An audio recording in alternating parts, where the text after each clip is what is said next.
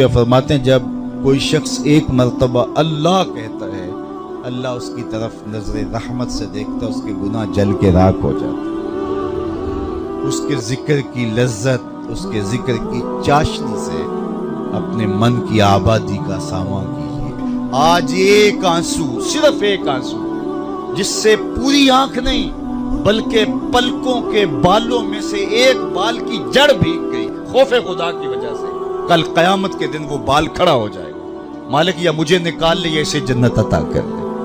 اللہ اکبر!